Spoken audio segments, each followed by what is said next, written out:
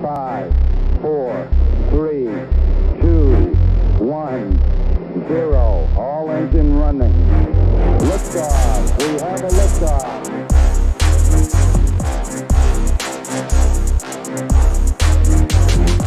All right. 1, 2, 3. Let's go.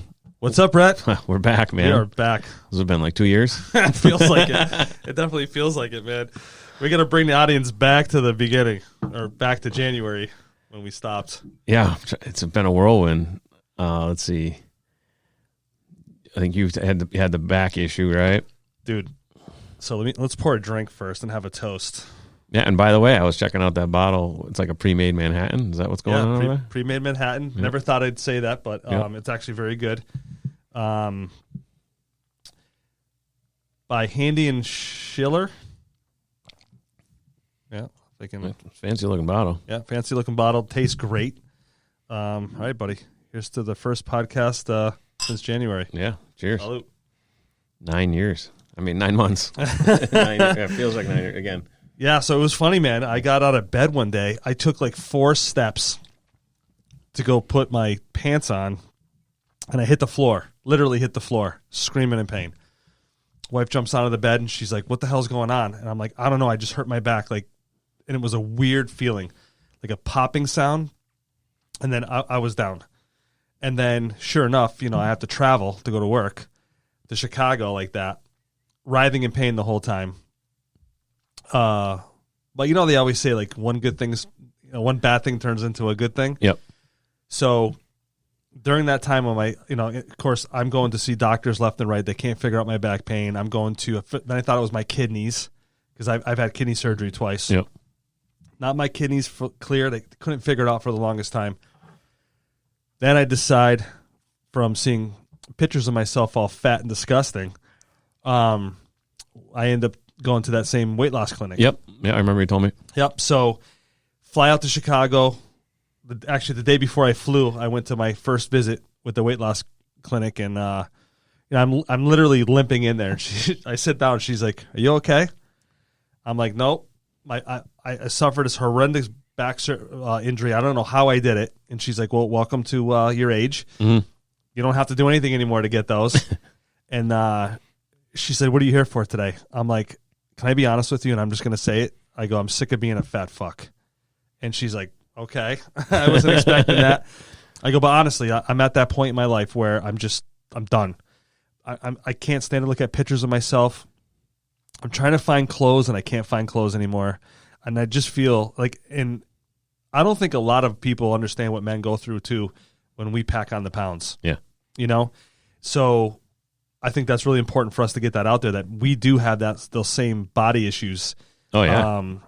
You're like, you walk through crowds and you're like, "Oh, I feel like I'm bumping into everybody," and it's wild. And then just your energy level, and just, your whole mental state gets better. You just feel better about yourself when you're not, and like you said, you look at pictures. I mean, right before this, I showed you pictures of me, and it's, I don't ever want to go there again. Like, I'm panicking now. I put on a few pounds, and I'm like, "Oh, I gotta," and I'm already trying to fix it because it's bad. And so your back's feeling better. Yeah, I 5 months of physical therapy. Yeah, plus losing weight on top of it. Plus losing weight. So for YouTube world out there, I am down 46 pounds as of today. So should I show the audience my new physique? Yeah, why not? Let's do it, right? What's the worst that's going to happen? So you guys see in the last podcast, I was a fat fuck. So look at this. Slim and trim. Yep, size extra large shirt now. Not modeling agencies are lining up. Dude, I was going into a 3XL shirt. That was my regular. I was at 3Xs were starting to get tight on me. Were you really? Yeah. Wow. Yeah. And I was going to a size 48 pants. Yeah. 48, dude. So I have 2 pairs of pants that I kept. Yep. And I have 2 shirts. And as a matter of fact, yesterday we were going through my room. And do you do the try it back on? Yeah. Yeah, it's crazy, right? I was like, I fit this. And one of them, like my favorite pants, they're a pair of brown checkered pants, dress pants. I love those pants. But I put those on, and you could almost fit another person inside those. It's nuts. So I'm in a size 36 now. The shirts vary because of who makes it, but double X or XL. And but the difference, I can walk so far now. I'm averaging well over 10,000 steps a day. Yep. I told you today I started running on the treadmill. I joined the gym 4 weeks ago. Yep. Running every single day. Walk for 3 minutes. And it doesn't hurt. Dude, I couldn't even do it before, man. I literally couldn't even run. Just out of breath, feeling you're going to die, right? 5 feet. And I was like ready for, Elizabeth. Like, I'm going to have a heart attack. Here's the other killer thing, man. 5 blood pressure pills I was on, and one of them was a rescue medication. They already start taking you off some of that? I'm only on one. That's awesome. Yep. How awesome is that, though? Yeah. And then you keep going, and eventually the other one goes away. Well, the weird thing is, and I don't know if this happened to you or not, but I was never pre-diabetic before I started losing this weight. Now I'm pre-diabetic. So they say that sometimes that happens, and it's just, your body's got to get readjusted. Yep. Because you're like over making insulin right now. Yeah. You're seeing spikes and valleys because your body hasn't adapted. Yeah, that kind of makes sense, but it didn't happen to me. No. They were watching my sugar closely when I was at my heaviest. I was on blood pressure meds and cholesterol and sugar every time. They're like, if you get a little bit higher, we're putting you on some shit. Yeah. And I dodged that, and then my first follow-up, because I had the surgery, my first follow-up was like a week after a surgery, and they took my vitals and shit, and the doctor's looking at me, he's like, you still taking your blood pressure medication? I'm like, yeah. He's like, you need to stop right away. Oh wow. He's like, and don't stand up too quick the rest of the day. He's like, because you'll pass out. He's like, your blood pressure's kind of low right now, and I haven't been on it since. And luckily, you were on 5. I only had 1, but that one was driving me crazy. Yeah. Because it was the first one. Yeah. And it's liberating, People don't realize sometimes the ramifications of being on meds, what it does to you. It was ruining my sleep. I was fatigued all the time. And then it's like a domino effect, right? You can't do the walking because you're fat, and then you get tired and exhausted because of the pills, and it's like next thing you know, you're like, oh, you got to exercise. We don't have the energy, and sometimes you can't exercise because it's just hard to, and I know exercise is hard, but it kind of breaks you, because it's like I want to walk that mile, but I could only do a quarter mile. So now I'm even more discouraged. Yeah. Because I didn't do the mile. And it's part of it's getting over that hurdle where it's just like, well, quarter mile is better than nothing, or whatever it is. Right. But it's still a tough thing to get over mentally. Where you're just defeated. You're like, I want to do this better and I can't. So what am I going to do? I feel bad about it. I'm gonna go have a cookie or something, because it's all I can do, and I like it. So you mentioned sleep. Has that gotten better? So a little bit. I had to go back on trazodone to sleep. So I have sleep apnea, and it definitely got better, for the most part. But COVID is what really threw my sleep off. It wasn't so much that I was fat. Yeah. Because when you're fat like that, you sleep pretty good. Your body just finally gets in that motion of stillness, and you're like, ugh. But I freaked out a little bit when COVID lockdowns first happened. I mean, I didn't freak out. I just who experienced that ever? Right. So I take care of my mother. I take care of my ex-wife who's disabled. My wife's disabled. So I have all these people I'm taking care of. And then next thing you know, my mind doesn't shut off. And I think what really freaked me out was I went into the supermarket to go grab food one day, and there was nothing there. Yep. Nothing that you would want. The shelves were bare. Every aisle went down. There was no water. And so you were just mentally, you were just a little sense of impending doom, what's going to happen. Yeah. And my brain just never, I remember that night. I can remember clearly. I was up all night. I literally got 1 hour of sleep, and I was journaling how to survive. Where can I go to get food? How do I get through this? And, finally, a blast from my past. I went to one of my old accounts I used to work with when I was with the bottling company.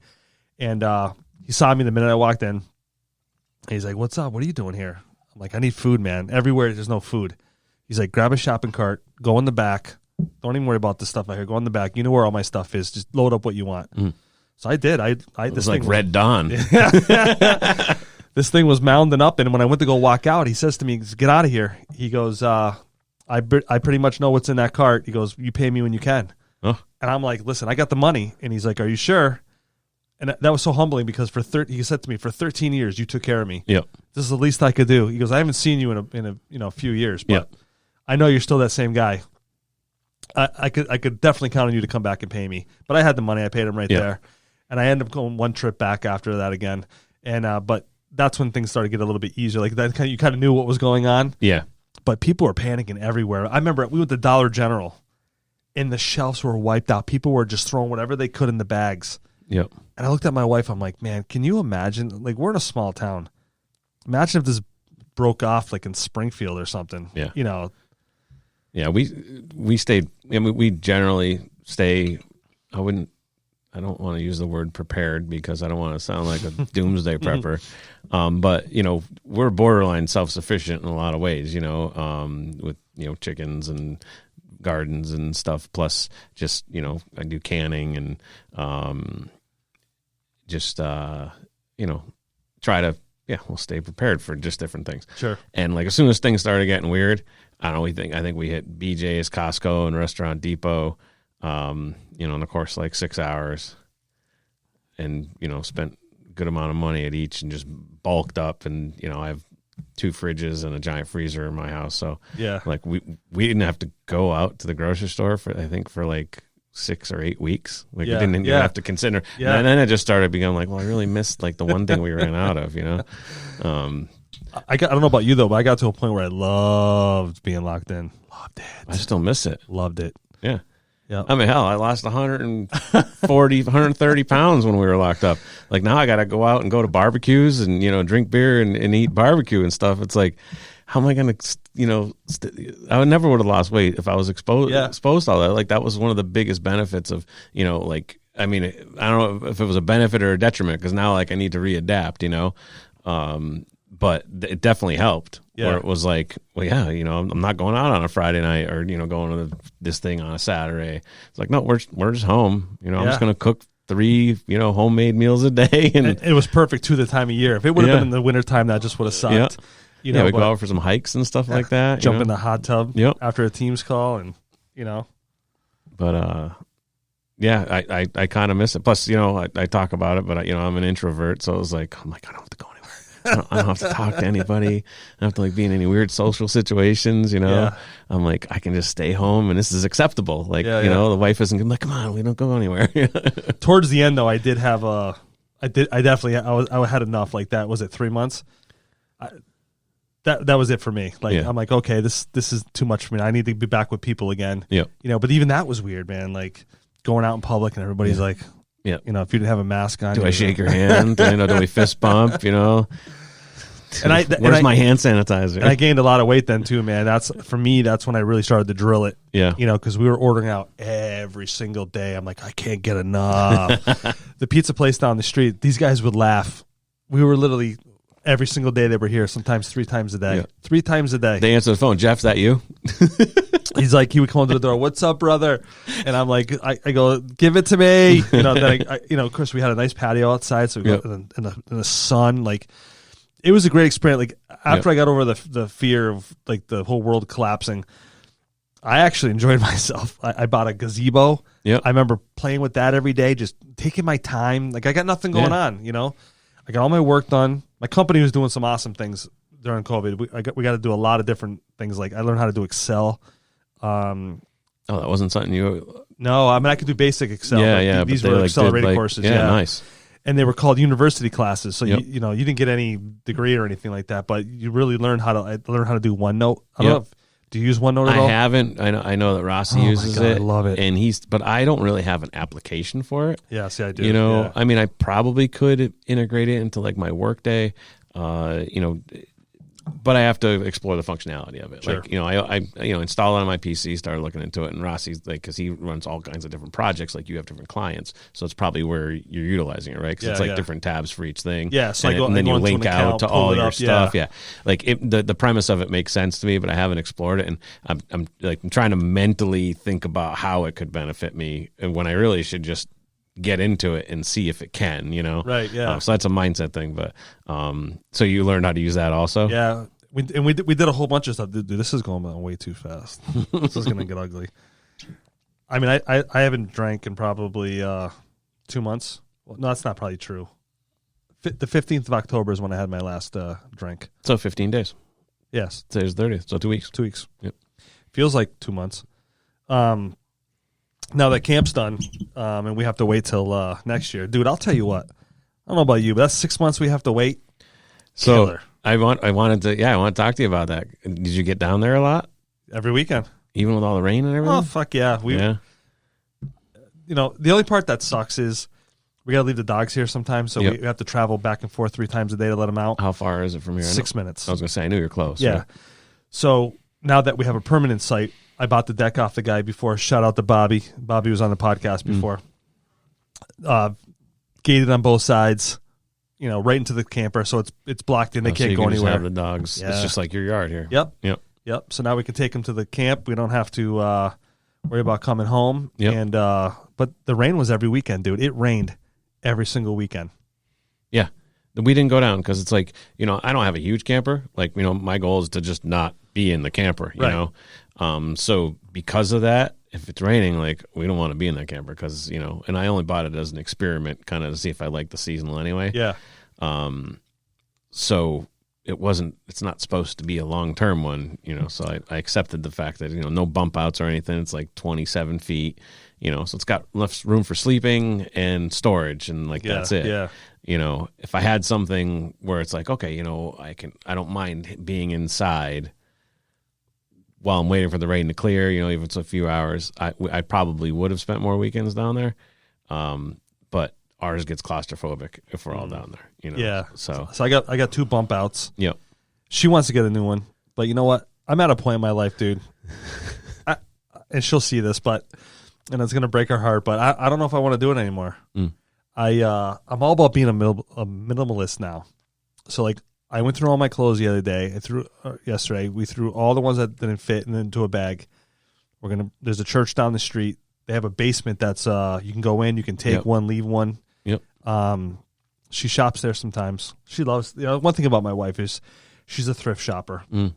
Thank God I don't have that high maintenance wife where she's just spending my paycheck. Oh, same. Yeah. You know, I can appreciate it, so I try to do other things for her. Like I probably should upgrade my camper for her, but we did all that, and I was watching a podcast one day, and he says, "Look, take a hamper that's, you know, yay high, you know, normal size. If you can't fit a week's worth of your laundry," and he goes, "I'm not talking about towels, all that shit, just your clothes. If you use more than that, you got to chuck the rest." And I'm like, you know what? That makes sense. Yep. But I can't just chuck some of them, so I put them in another container. I put them out in the garage in a bin. Yep. But I'm going to do that. I'm going to try to live just out of that one hamper and see how it goes. And I guess I kind of looked at it like, okay, I think it can work. And then so I cleaned out my whole room. I got rid of stuff that, you know, some furniture we didn't need anymore. Yep. Put it on the street corner with a sign on it. Like they took it right away. Yep. So even with some, I mean, you cleaned out the basement and all that. Yeah, I cleaned out the basement. Getting all this shit done, man. I'm telling you, it's all weight loss related. You wouldn't believe the shit I got done. I got accomplished when I started losing weight. I like revamped the organization in the kitchen, put in like spice racks, put in like a pull out pan thing. Like I went crazy. My wife's like, and then I cooked dinner every night, like freaking home cooked. Dishes were never like always clean. It was like, I don't know, something clicked. Like as soon as I like had this energy, you know, so like, you know, now and I did the same. Well, and here's another huge benefit of like, as far as like minimalist stuff. When you get to a certain point, like you already have to buy new clothes, you know, like you're already a couple sizes down.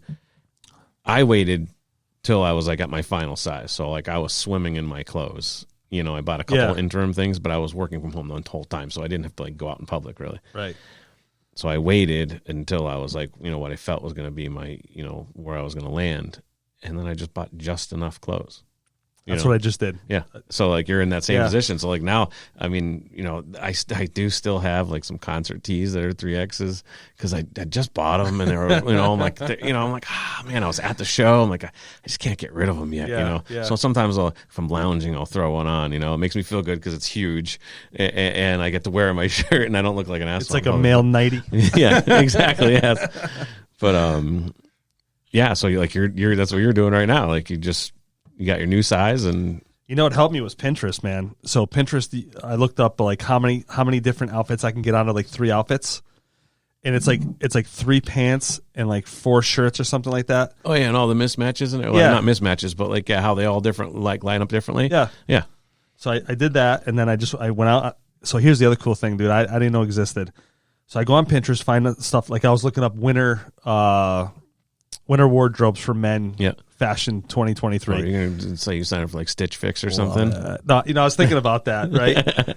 But I'm a big Amazon freak. Yeah. And so I was just messing around with it. No one taught me how to do it, but I went to took a picture, and then all of a sudden I'm like, upload picture on Amazon. I'm gonna do that. And then what it does is it finds all the stuff in that picture, and it comes up with all sorts of options for you. Oh, really? So if it's a brown jacket, I'll show you. Yeah. I'll show you in a minute. It like Matt tries to find like the brown jackets that look like Yeah, it? and it comes really close. Like some of it was like spot on, right? Yeah. And then, but I did notice though, like you click into some of them, like those weird names come up. I'm like, yeah, we're not buying from them. Oh, in Amazon, yeah. But if you switch to Prime, all the legit You get the ones legit come up. people, yeah.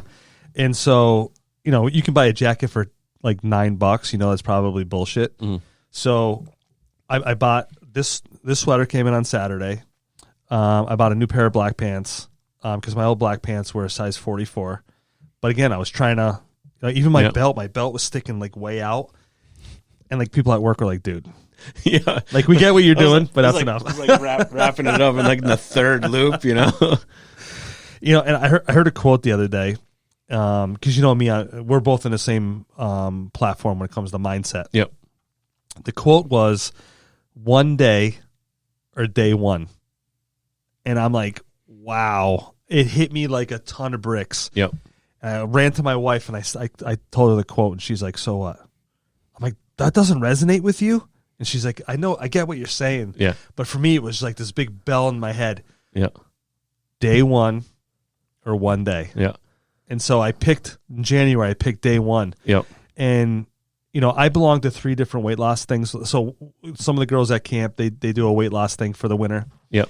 And there's a couple other people that do them too. And I'm like, except for one, I think I'm the only guy.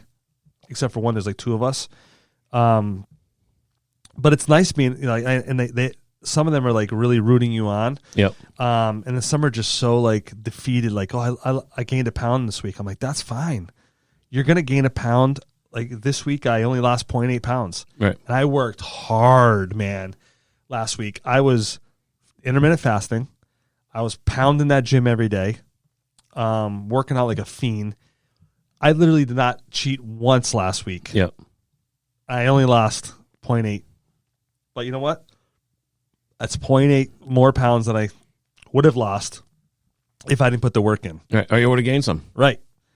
So I think that one day or day one, man, that's gonna be my. I got to get a new tattoo. I think I was planning on getting that right on my arm right here, day one. But I know it's probably cheesy.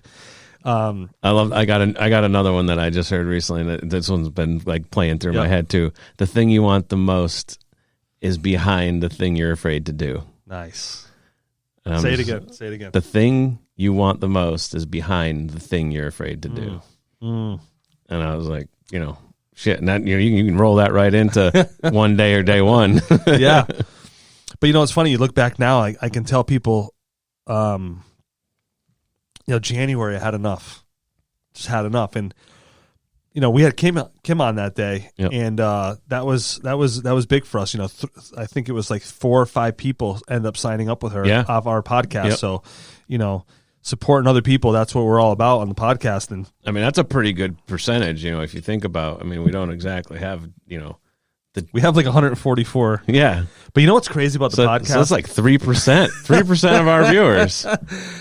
We have a ton of views. That's what kills me. We don't have enough subscribers, and but here's the thing: I'm probably never going to make a lot of money doing this, and that was never my goal to begin with. But to bring people on to support people, I mean that's huge. Yeah, it fills my cup. You know what I mean? Yep. And then right now this is filling my cup. Yeah, your cup hasn't. I got to slow down because this is so good, man. I'm really hooked onto too that we were really drinking a lot of at the camp, and not a lot of, but. Old fashions. Yeah, see, I'm not whiskey, bourbon, rye. Man. They're not. My palate just doesn't. You put anything else in front of me. Really, I'm not a huge gin fan either. But like for mixed drinks, vodka, pretty much in any form. some rum, wine I'm a big fan of, but yeah, and tequila. Yeah, I love tequila. Really? Yeah. Tequila makes me do weird things. Yeah, it makes everybody do weird things. Isn't that funny? Yeah. I don't think I've ever once said to somebody like, you do tequila, like, oh my God, I love it. They're like, oh Yeah. shit. Like, yeah. Oh yeah. Like, oh, this is going to be one of those nights. Yeah. Yeah. There's something about that whole classification of alcohol. Like, I mean, in a pinch, sure.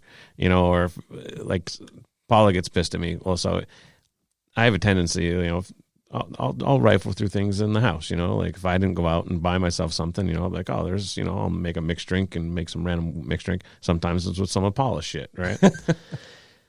So she started to learn I don't like whiskey. So now she's like she kind of forced herself. Found the angle. To so now she's a whiskey drinker. Yeah. So now like I'm occasionally like, oh shit, I don't have anything of my own. I might as well try this whiskey. I'm like, but she bought this cheap as shit. It was like black velvet, like caramel flavor or something like that. Little black velvet. Stuff's like candy. And it's the cheapest whiskey out there. But it was something with the caramel flavor. That's just delicious. Like, so she can't buy that anymore because I'm like, oh, you got the caramel shit, right? Crown Royal's another one that I grew to like. Oh, it's my favorite, man. Me and Crown. So that one I'm a fan of. But although this glass right here, this was from Keith Gordon on one of the podcasts. Yeah. And he came with a bottle of Johnny Walker Blue. Right? Blue. Yeah. We polished that thing off, and actually, before we go any further,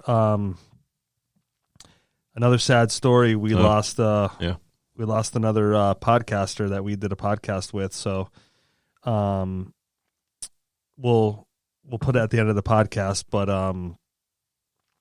he won his battle with COVID, but ended up getting killed by a drunk driver on his motorcycle in Florida. So he was doing something he loved. He did. He loved riding. So I mean, but incredible. Yeah, I was rich. Yeah, I saw it. And I'm like, oh, he passed away. I'm like, it can't be COVID related. Rich Davio. Yeah, I mean, what a warrior. And it's crazy that we lost two people on the podcast so far. But this is the crazy thing we call life. But he did. He loved riding. That guy loved riding. And so like we'll give him a little salute and we'll give our respects at the end of the podcast. But so that's another reason why I wanted to lose the weight. I didn't want to be like, I lost my dad at 66, not from being fat, he had a disease, but when my doctor sat me down that day and she's like, dude, you're gonna die, like legit. Like if I took you off this rescue medication today, you probably wouldn't last a week. Yeah. I'm like, man, I walked out of there.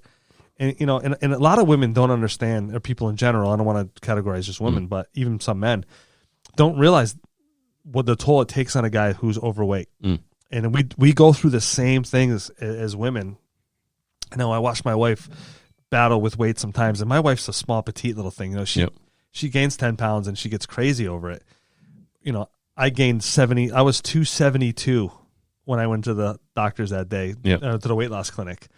And, but I think, like anything, like people with drugs, you have to hit that rock bottom. Yeah. And you have to say like, I'm done doing it. But here's the thing, I'm a coach at work and I'm a mentor, and I firmly believe like every successful person had a coach or a mentor somewhere in their life that helped them be successful.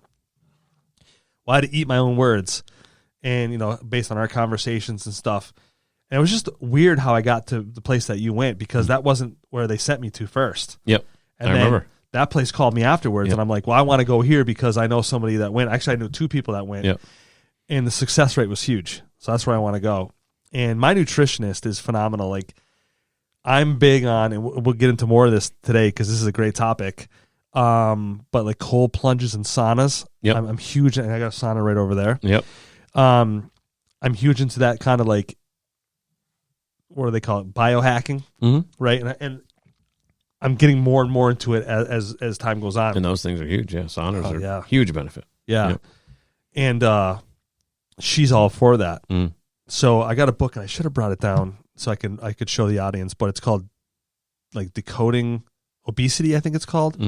And it's amazing because it talks about cold plunges, it talks about saunas, it talks about vitamins and protein and stuff like that. And it talks in words I can understand, like, and people can say, well, I know big words. Well, That's good because I'm not a scientist. And, if you put it in words, and I think that's important, right? You throw that in words that people can understand and people can take that information and absorb it better. Well, if you can't put it in terms that other people can understand, then you don't understand it that much either. Right. Otherwise you're just paraphrasing somebody else. Yeah. With techno speak, like if you can't put it to the point where everybody else can understand it, like explain it in a way, so that's exactly it. And I love material like that also. Yeah. So people out there who can't do it on their own, and I couldn't do it on my own, dude. I remember when I first met my wife, she's like, you were the pinnacle of health when I met you. You were in the gym 3 hours a day, probably too much. I couldn't get a McDonald's hamburger down your throat to save my life. And then all of a sudden I go, you know what it was? It was when my second kid was born. That was my excuse when you were going to because we lived. I'm doing what do they call it? Like the sympathy thing or whatever. I'm with you. I'll go for that pint of Ben & Jerry's. Well, hers was ice cream and pie. So I'm like, yeah, I'll go get pie right now. And I wouldn't even let her get the words out. Like, no, it's okay. I'm in the car already. Yeah, like, hey, you want some pie? Okay, all right. Say no more. I'll be right back. One of the excuses that the reason why I did it was I always forbid myself from having that. Back when I was, that young, and because I would meal prep like 3 weeks out. Like I knew what I was eating 3 weeks out. It was so. But again, I think that's where I built the unhealthy relationship with food. And then my nutritionist was like, "Hey, do me a favor and start journaling down what you used to eat." And that's when it hit home, dude. So it was like Monday through Friday, where I was at my job, where I would go to eat, and I noticed that I was actually making my route around food, like, oh, this such and such is over here. I'm going to hit that right around lunchtime. Yeah. So I'm going to go over here and here first. Oh, that's got that good breakfast spot. All day. Sometimes I was eating 4 times on the road. Oh. Because this place had the best hot dogs and the best hamburgers, right? And I wanted it all. And then this is the crazy part about it. It's like Jeff versus food. It's like a drug addict, right? Yeah, go get my fix over here at Mikey's Hot Dogs. Like if I knew that I was going to drive home and it was like a 2-hour ride home, well, I need to eat the whole way home. Yeah. Because how awesome is that? Big fucking Whopper in my hand, fries and a big Coke. Oh, jeez. Yes. I'm eating that thing the whole, and I'm happy, dude. I'm just driving, listening to a podcast. This is the best 2-hour drive ever. I don't know how many calories I was consuming, but who cares? And the next thing you know, no chance of you falling asleep either. No. You're sure hopped up on carbs and sugar. No, man, that big McDonald's cup like this big. Yeah, the mega gulp. I want it all, and and I would sometimes. This is so disgusting. I would go to my routine was Dunkin' Donuts first thing in the morning, large coffee cream, extra sugar, right? And God forbid I got a flavor shot who had extra sugar. Yeah, bring it on. Then I had like a sausage, egg, and whatever croissant because that's great for you. And do you want home fries with that? Yes, I do. Can I say no? Like no. And then might as well throw a Boston cream donut on there because I got a long ride, right? And then I would get to my stop, get the first one out of the way. And then be like, oh, there's a whatever place down the street. I'm going to go there. I had it all mapped out, man. I had them all. Like you. So when you started writing it out, you're just like, Jesus, like I felt like I got like the third day, and I remember putting the pen down and going, "What was I doing, man? Like that's disgusting." And what a mental like. Everything else in my life, I've been structured. Like I'm not smoking. I'm not doing this. I didn't drink for 5 years. Yeah. And not that I had a problem with it, but I just was one of those things where I was not going to do it. And then next thing I know, I'm eating like a fiend. And what was that doing to my body? Yeah. My blood work was coming out like trash, 5 blood pressure meds. Yeah. And she said to me, she goes, when you get done with this, you're going to feel disgusting. And I want you to feel it. And I'm not saying it to be mean, but I want you to feel what that felt like. And then I want you to burn that when you're done. I'm like, okay, I get it. Yeah, symbolic. So I did it, and I burnt it. And I remember I was right out in the yard, and I burnt it, and I said, I don't want nothing to do with this anymore. But she said to me, she goes, you can still have all those things. Like I had a text her the other day because you can still text. Yep. I'm like, I want a Big Mac or a Whopper. And she's like, so go get it. She goes, but understand this is what you're going to have to do to burn that off. Yep. So she gave me like X amount of minutes on the treadmill. I'm like, oh my God, it's not even worth it. Yeah. So I did penance. Though. I went and got it. Yeah. I cut it in half. Yeah. and I ate half of it and I threw the other half away. Yep. But I got my fix. Right. And I didn't feel so guilty about having the whole thing. Yep. You know, and I've learned when I go to restaurants, I get half, I get a to-go container right away. Yep. Half of it and the other half goes in. And now it's tough. Like, we try to, like, sometimes we'll split entrees, or we'll just, like, let's get one appetizer, one entree. Yep. You know, and we do 50-50 and stuff like that. But yeah, that's tough. You know, like, I'm not a waster. So, like, you got to get used to getting that box and get it out of your sight. Otherwise, you're going to pick at it. Yeah. You know what sucks more, though, is the fact that I get up at 4 o'clock to go to the gym now. It's my 4th week hitting the gym. I'm telling you right now, 4 o'clock, that alarm goes off, and I'm just like, what am I doing? Yeah, 4 o'clock sucks. I could sleep a little longer. And then I get up and I start moving around. Then my body's like, yeah, this is what we got to do. We got to get there. Yep. Then I go there, and I have 2 friends that are there. We were talking earlier. Oh, yeah. And those are like the support group, right? So, you know. And it's your accountability partners, right? And, you know, we should call Roger tonight. Roger, one of your... My accountability partners, yeah. Yeah, he's no longer with the company, but we Oh, Roger that you worked with. Yeah. Oh, okay. Yeah. Yeah, I thought you were talking about one of the guys you go to the gym with. Oh, No. Oh, Roger, when Liz was here, right? No. Yeah.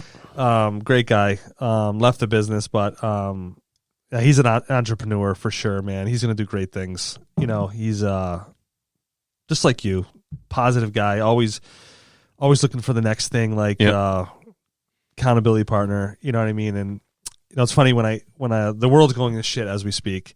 And I remember I was sitting in the living room and I said to Cheryl, I go, you know, we're probably going to die soon. I got to call Brett. We got to do a podcast. And she's like, I don't know why she goes, listen, I know the back injury. Like, I couldn't sit or stand for any length of time. Yeah. 5 minutes here, 3 minutes there. But that heated seat in my car was like my lifesaver. Really? Yeah. And then physical therapy was like, I remember I got there and the guy's like, I don't think it's a disc. But whatever it is, man, we haven't seen something like that in a while. Like, she would massage it. So I was going to physical therapy twice a week and then going to massage therapy every other week. The amount of money that I was spending, it was like $45 each time I went to physical therapy. Yeah. And then $80 for my massage plus a tip. Dude, I was just bleeding money. Especially if you want the happy ending. I mean, the tip gets... You got to have the happy ending. Do you know, we just had one that got busted in town? No, really? Yeah. So I went there, right? So anybody doesn't know, my best friend's a cop. And I called him up one day. I'm like, hey, is that place a rub and tug? He's like, no. That's fine. We haven't heard anything about that place. So I go there because my feet were killing me, man. Being fat, your knees and your feet are just get abused. Yeah. Knees are good, but my feet, like every day, those first couple steps when you get off the bed, it was like, Yep. So I go there because it says reflexology in the window. Oh, right? yeah. That's how you know. Well, I noticed the door was locked. I went there, so I figured they were just closed. Mm-hmm. So I walk away. She comes running out. Oh, no, we're open. Yep. So I'm like, all right, go in there. And she has this guy on FaceTime, and she puts him on the counter, and we're just staring at each other, sitting in the chair. I don't know this guy. And you can definitely tell he's from a different country, right? Surroundings, you could tell. So it's like pointing at you? Yeah. Well, no, he's just looking at me, right? So I'm looking at him like, hey, what's up? You know? So she comes down, she does my feet and everything. And then she goes, why don't we just go in and we'll do it like a full body massage? I'm like, no, I don't need that. I just need my feet done. And I don't want to get naked. And the guy's on FaceTime the whole time? The whole time he's staring at me. While she's rubbing your feet? Yeah. Okay. Right. This is weird. I probably would have... I don't know if he's into that kind of shit, but, you know... Maybe, yeah, she's probably charging the guy. If he is, I want my cut because those are my feet he's looking at. Those are sweet-looking feet, by the way. Feet royalties. All right, so she wants to go back. Yeah, so the minute we go in the back room, because she wants me to look at the room, right? I go back there, I go, fuck no, I'm out of here, right? And it wasn't anything crazy, but it was dark. Had the stripper lights going around the side. Like my radar was going off. Oh, like, yeah. I'm not being the next, what's his name? Bob Kraft, right? Oh, right. Yeah. Shout out to Bob Kraft. Yeah. So I leave. I call him up. I'm like, dude, that's definitely a rub and tug. And he's like, I'm telling you right now, we haven't heard anything bad about it. Well, sure enough, down the road. How long ago? Like, what's the time difference between? Oh, God. Maybe over a year. Over a year. Maybe like a year and a half, maybe. Right, but eventually, it gets shut down for. I was gonna say, if it gets too close, the other ones might think you're a narc or something. Like this guy comes in for a foot massage, Yeah, he doesn't want anything else. So this guy's probably snapping screenshots of me. It's probably over the internet somewhere. Yeah, they're running through like a face scanner, make sure you're not a cop. It's probably what he was doing or Right. something like that, you know. And dude, we were this close. Like the phone was like right here. I don't understand. Was like, were you looking at him? Were you Oh, talking? yeah, I waved to him a couple of times. Like I tried to make a joke out of it, right? And then one I time can't even picture this right now. yeah, I swear on my mother. And then I take my phone out at one time because I'm gonna start filming him because my buddy's gonna crack up over this. And then the minute I take my phone out, she's like, "Oh no, don't do that. Don't take your phone out. Don't film him." I'm like, "He's filming me right now. Who knows what he's doing with that?" Hey, he wants to look wild. at my feet all day. Hey, more power to him. So what's the address of this place? Oh, it's gone now. But there is one down the street that I like on Boston Road. A bunch of the girls from camp go there. Yep. And so you know I'm all tattooed. You guys on YouTube land can't see it, but I'm tattooed out in Japanese. And Yep. you actually I didn't even know you had tattoos for the longest time Yeah, I got a whole bunch. until you started showing. Yeah. Yep. And so I have a tattoo of my daughter's name in Japanese down my back, and so the girl starts reading it. She's like, "Oh, your daughter's name is Lauren," and I'm like, "Thank God." I thought that it said like this guy's a douchebag or something on the back. You know what I mean? There's so many of those on the internet too, where it's just like, oh, we won't believe what this guy got. You know? Yeah. So at least if you need confirmation for your Chinese or Japanese tattoo, just go get a massage. Just go get a massage at one of the shady places. Yeah, I always wondered what a Yankee crank looked like, and that I could have been caught up in that. There's a handful of sketchy looking places in Chicopee, and like my wife always comments on them. She's like, the place. She's like, what kind of massage place is open until 1 a.m. or whatever the hell it is? She's like the shades are always closed. There's never any lights. Yeah. Like, I'm like, yeah. And it was like, it's like changes its name like once a year. There's like 3 of them. Is That there I really? can Yeah. think of. Yeah. And I'm like, yeah, this is all sketchy. Dude, you're living in a war zone lately over there. What's going on with Chicopee? I don't know. Shout out to Chicopee.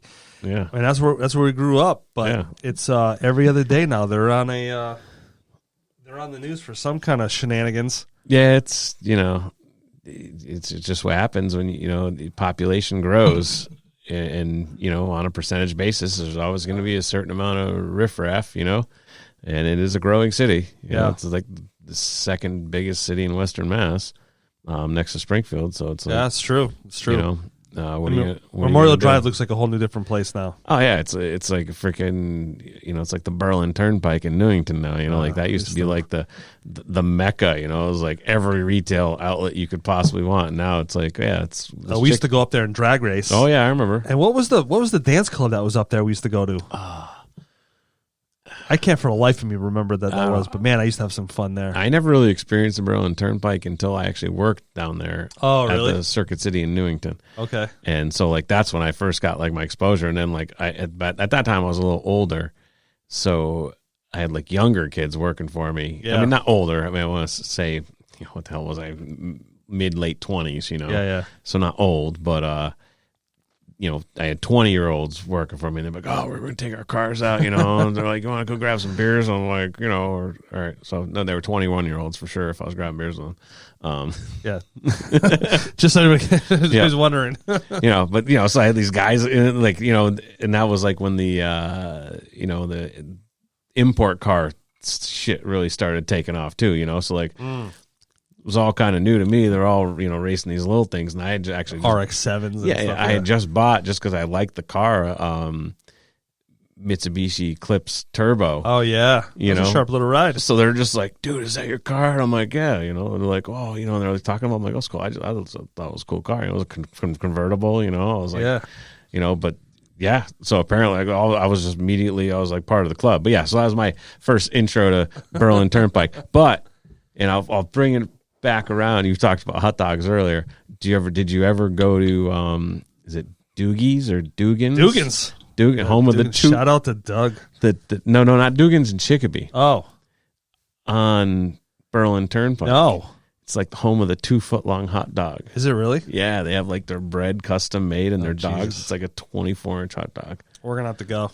Yeah, well, we can cut it in half, right? Yeah, cut it in half. I mean, listen, I got a carb cycle on the weekends, so let's go. Yeah, no, we used to get those. We used to order them for lunch. Oh wow. Yeah, it's like yeah. That's crazy. Berlin I love Turnpike. hot dogs, man. I love a good hot dog. Like that Oscar Mayer shit. No, but yeah. You know what's funny? Going to camp, the best food. Like we actually had a couple you want to call them roach coaches or whatever show up there because the snack shop we had closed down. Yep. Apparently it's supposed to open it back up again next year, but it was all fried most of it. Yeah. You know, and I just couldn't get behind it. Like everybody's like, oh, like one guy came. I forget the name of the place, but they did dumplings. Yep. But they were out of a bag. But same thing. I went to a brewery 2 weeks ago, and there was like that place there, and I was like, oh, I'll get dumplings. And they took a bag that I bought the same bag from Costco. Oh, no kidding. Yeah. And they dumped them in a deep fryer and gave it to me 4 minutes later. Yeah, you know, here's my thing, dude. If you're going to have a roach coach and you're going to do it right, man. Yeah. You know who does it right? I forget the name of the place, but he does like a lot of Mexican food. I'll have to look him up. He used to own a restaurant here in town. Yep. Outstanding. I mean, the food was phenomenal. I could get actually something on my diet, right? Yep. And the line was out the door. Like, I used to get pissed standing in the line because I had to wait that long. But he was fast. Like, he was pumping it out. But, I mean, good for him that it was good food. But that's going to be the challenge when the snack shop opens back up again is the fried stuff because I haven't really had anything fried. Well, that'd be a challenge for you. And also, so there's one thing, you know, there's different degrees of like vending licenses. So like, you know, is like, it really? Yeah. So like fried foods, you know, requires less, I don't want to say less sanitary things, but I'm pretty sure it's in a different realm than like fresh prepared, you know, like meats and things that require, because like if you're frying things, you're frying them at, and you know, I could be totally off on this, but if that's what they're serving up is like exclusively, you know, mostly fried shit and then maybe hot dogs or whatever, like those are all kind of like already pre-prepared, pre-processed foods, or they're guaranteed to be like cooked to a certain temperature, you know, because it's like, right. oh, you know, fry at 350 for 10 minutes and it's a prescribed thing. Yeah. Once you get into like meats and like fucking, you know, prepping chicken by hand, there's all kinds of extra shit involved. Yeah. And I know for certain that's true. Like if you wanted to have like an ice cream shop and serve hot dogs, because hot dogs, it's like, it's already pre-cooked. You know, right. You just keep it warm and then you serve it up. You know, like you can, just about anybody can get a hot dog vending license. You know, Yeah. So, Do you remember the hot dog guy outside the Metro Zone and Fat Cats? Do you remember that guy? oh, dude, you know, some of those guys, He was like a staple. yeah, they must have made a killing. Oh. And then, like, I mean, you know, some of those guys had some good shit. Like the guy used to be outside a Fat Cat, I think, the sausage guy. Yeah. That guy. Always a great conversation with that guy. Yeah. Could you imagine, like, Yeah. and I don't know if he worked any other hours anywhere, but he was always there every single night, like at least Wednesday through like Saturday night. Yeah. And the conversations we used to have with this guy was, Yeah.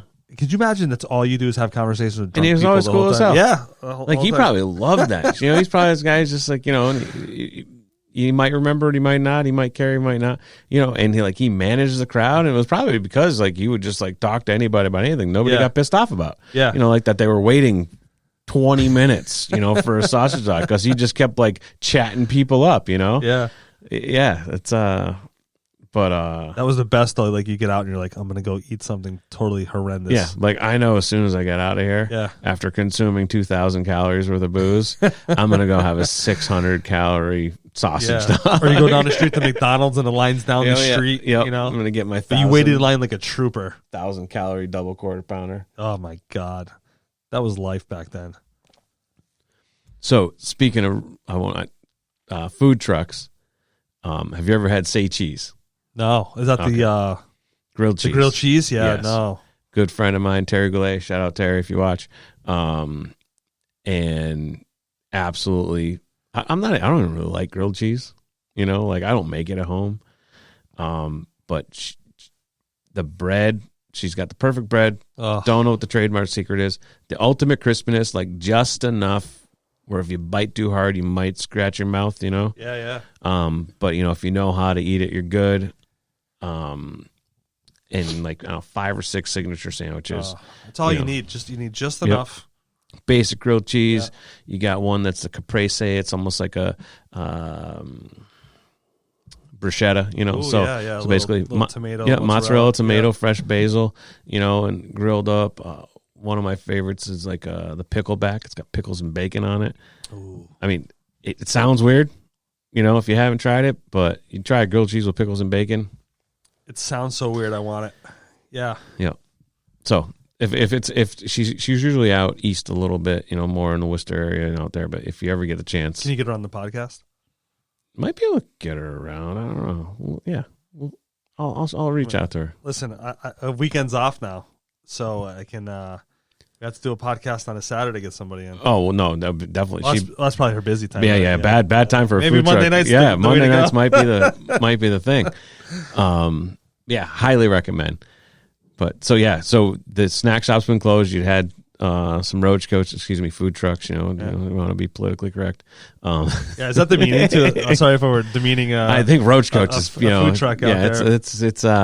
I think it's an antiquated term that might be offensive to food trucks. So shout out to those. Yeah, shout out to food. But I have seen true roach coaches in my day. So they were like a magnet. I think I'm officially old if I say in my day. Is that like a thing? In my day, we used so milestone. Do we talk about it? Yeah. You? Oh yeah, I just turned 50 in September. Yeah. Happy birthday. I just turned 48 2 days ago. Did you really? No. I'm bad at math. 4 days ago. I wished you a happy birthday, didn't I? No. Only because my birthday, I don't make a big hullabaloo about it. My birthday's my birthday. Oh, you're one of those people that it's not on there? It's like I think it's hidden. For a while before they made it the option to be hidden, I would purposely I would alternate it 6 months at a time. Just because I just, I don't know. I just don't want to, I don't have a problem with it. It's just another day to me. That's why, I don't like the big deal about it. I mean, every day's a new day. Every day is my birthday. So, today I'm fucking 48 in 4 days, and it's a new day, and I'm just happy to be here. So, why am I going to make a big deal about, the anniversary of my birth? I think every day is the anniversary of my birth. So it kind of probably sounds corny now they say it, but, it's just another day. Are you going to the reunion? I think so. Yes, I am. But it's not a big but. I don't know if my wife has anything else planned. I'm gonna go. I haven't communicated it yet. There's a few people I want to see, so I don't know if she's made other plans. Have you been to the other ones? Yes, I went to 25 and 20. I went to the one that was at the Hukilau. That was, and what was the one before that? Or no, 20 was the Hukilau. Mm-hmm. 25 was the not AmVets, the thing in Chicopee Center. Oh yeah, so I did go to that one too. Yeah, yeah. So that's been the two. Yeah. That's the only two. Oh, that's it. Yeah, okay. yeah. We didn't get our shit together. When I say we, I don't have anything to do with it. I'm just talking about us as a collective whole. Yeah. Class of '93 as a whole, and the people who are supposed to be responsible for reunions, which I don't know because I didn't sign up for that. Not my gig. No, it's not my job. It's not my bag. Not my job. So yeah, we've had two. Mm-hmm. So yeah, so you're 2 for 2. Then we're gonna make it 3 That's for it, 3. Yeah, you're shooting. Like I want to see Wayne Constantine. I want to see a couple. Yeah, he's been there for sure. Yeah, good dude. Well, you would remember because you've been to the two. Yeah. But this one's gonna be a little different though. We're gonna have Chicopee High in there with us too. So might be some fisticuffs. Yeah, I might come ready to scrap. I don't know. I mean, I'm not quite sure I have the energy for that anymore, but it could get ugly. Which is a weird thing, right? To have two different schools come together. Does anybody really do that? I guess Chicopee does. Are we breaking down the wall? Oh shit! We might be. But when else is there an opportunity to do that? Well, I guess Springfield. Yeah, you probably don't. That's a lot of schools if you're going to do Springfield high schools together. I don't know. Yeah, I mean, I'm down. I mean, it's $25. How can I go wrong? The only problem I have, and it's not a problem, it's a concern, I guess, is, our previous unions, like people walk in the door, I recognized everybody. Like I could, it's the worst, I know. I could pretty much be like, but now we're mixed in school, so I'm going to think I'm losing my shit because I'm like, I have no idea who that guy is. Yeah. I've never seen that guy. No, there's no way we went to school with him. And the fact is, we probably didn't go to school, though. Well, so here's what I did. I didn't realize that was two schools at first because I wasn't paying attention, right? I just thought it was two pictures of two different reunions. So I'm going down the list. I'm like, I don't remember any of these people on here, man. I did the same thing. Then I recognized one guy. And I'm like, dude, that guy definitely did not go to our school. Yep. and I realized he went to Chicopee High. Then I went back and looked at the picture. I'm Yeah, the like, redefined oh, print. Yeah. yeah, all that paying attention kind of stuff. So, and I had mixed emotions about it. I'm like, I don't know if that's a good thing or a bad thing, but at this point, more the merrier. Yeah, I mean, and I think ultimately, if I read it correctly or if I heard correctly, we have like just like the section, the separate like little banquet area at Rumble Seat for like a couple hours and some food, and then it's just like you're in general population. Then it's just all out. Yeah, yeah. Then you're hanging out at the Rumble Seat. Is it free drinks for the first 2 hours? How does that work? Yeah, it's open bar, isn't it? Oh, I don't think so. I think it is. I don't think so. No, I think it is. Is it? Yeah, I think it is. All right, I might have missed that. Yeah, if it's open bar, I'll definitely be there. For $25, there's no way. Are you sad that Matthew Perry died from Friends? I never watched Friends. I mean, I'm sad. I mean, it's unfortunate when anybody he dies before their time. But I think he called it at one time that he wasn't going to be around. He struggled with a bunch of stuff, and he was. I think he was in recovery. Yeah. But unfortunately, sometimes it doesn't. Being in recovery doesn't repair the damage done. Yeah, and they still don't. I'm going like in ridiculous speculation, but the fact that it's untimely and unexpected, and there wasn't, from what I know, any rumors of him relapsing or anything like that. It could have just been one of those things where, his body was just kind of done from things before. Right, you ready for this? 2 hours of open bar, appetizers and acoustic music for 2 hours. Wait, open bar, not like free keg, not like a draft beer. It just says open bar. Oh yeah, I'll be there. $25. With $25, man. Can I buy 2 tickets? You can buy 2 tickets and have open bar for twice as long. You probably could. You probably could. That'd be the waste of the other $25, but if that's your math, that works. No, that's why if I could like come early or something, Well, you could leave and come back, I guess. Yeah, for $25. I mean, I'm not really I don't drink when I go out. I have a steadfast rule. I don't drink and get in a car, but I mean, I guess I could Uber it. Or someone else drives. I'll definitely buy 2 tickets either way, because then my wife needs to come. Will she go? Oh yeah, she went to the last one. I don't think she went to the first one. She went to one of the. Did she graduate with us? No. No, I was going to say. No, she graduated from Central a couple years after us. Yeah. My wife will not go. No. Well, with her injury, brain injury, that's not a place for her. Yeah. So a lot of these things I have to do on my own. Yeah. But I asked a bunch of people if they're going. They're like, I don't know. I'm like, you guys got to make me go by. I mean, I don't care if I go by myself. I'll go. Yeah. But, it'd be nice to drive with somebody. Like my sister. Yeah. Well, yeah. But she's up in the air. Oh, she's not going? Or she doesn't know? You see how many people didn't even respond? That's just Facebook, So like there was a graph, like a meme, I guess, that I saw one time where it was just like, Facebook responses, party invite responses was like, no, it's like abso-fucking-lutely not, and it was like maybe means no, it's like yes means absolutely positively maybe, because like that's the scale, and then like so if no means abso-fucking-lutely not. Like, not even respond means fuck you. Yeah. It's basically what it is. So sure, maybe there's some people, that just don't use Facebook regularly, and they truly might not have seen it, or, don't go to their notifications, or, have different notification settings. Yeah. Like, there's allowances for all that, but there is a guaranteed percentage of people who are just like, saw the notification, just going to move on. Scroll right by it. Didn't exist. Just going to move on, Yeah.